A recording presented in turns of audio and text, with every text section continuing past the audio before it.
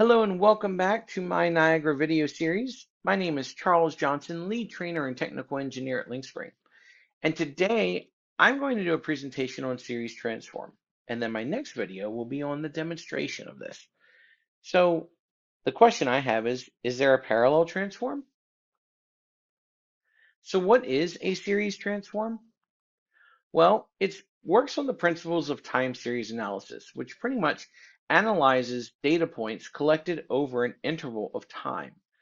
These intervals are consistent over a set period of time rather than just recording the data points intermittently or randomly.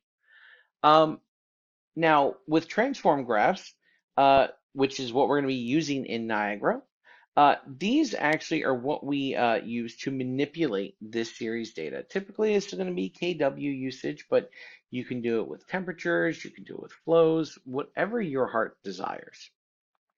Now, this gives us a result report, which then we can put on a PX page using either like a collection table or a type of graph to actually view it visually. We can link multiple histories into one chart, and it's calculated on the fly, so we need to be cautious, especially if we're doing this over a server. So let's talk about the flow of data. Well, the first thing that we need is we need a history extension. And that history extension is going to be put onto a numeric component. You can see here I have several kW meters for Kansas City and St. Louis, and I'm linking them to a history source node. Now, where is all this going to be located, the history source node composite terminal? What's going to be located in the transform graph? And the transform graph is actually a container for this that we just drag onto the wire sheet. And then also in the wire sheet, we're going to be dragging history source nodes, which are going to be uh, our uh, our nodes where we're going to literally link histories to. Then from there, we can do time shift, a rollup, or a composite node. And if we already have a composite node, do we want to add an aggregate node to find the min and max values?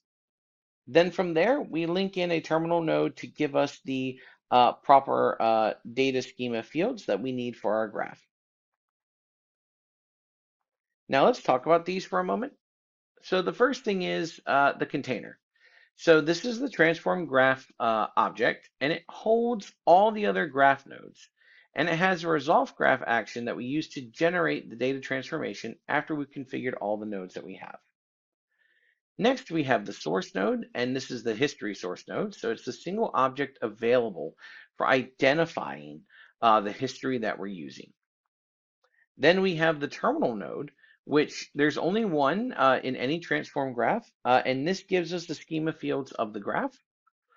Then we have the transform nodes, and there are four different types. Then is aggregate, composite, rollup, and scale, and these are used to provide the functions that we need. Now, let's talk about the transform nodes for a moment. The aggregate node. Well, this is used to perform functional operations against each row of data that's produced by the node data source. So it doesn't take into account to the orders of parameters. So these are limited to functions dealing with just the input value as an aggregate only. Then we have the composite editor, and this allows us to combine more than one input source into a data structure. So I can drag, multiple values into one graph to show, or a collection table to show all the values at that specific interval of time. This also allows us to compare the data in tandem. Then we have the rollup node, which actually performs functional operations like the aggregate node. However, it performs them against several rows of data. So this can actually show us a number of limitless options based upon the rollup interval that we select. So the interval selector is going to provide several predefined settings and also provides custom settings that include a custom time editor. Then we have the scale node that allows us to multiply input fields from a history source to create an output that is the product of the input and the scale factor. then we can't modify the non-numeric data such as status, and the scaled output can be linked to the input of a terminal. So when we're doing this, this just shows an example that I did recently. I just created a PX file and I dumped in the collection table as well as the chart view below, which then I can also export to a CSV or even a report file itself. So I really hope that this actually gives you a better understanding of the series transform. And I thank you very much for your time. And join me for the next video where I'm actually going to go over the four different types of nodes to use. And I hope you have a good one.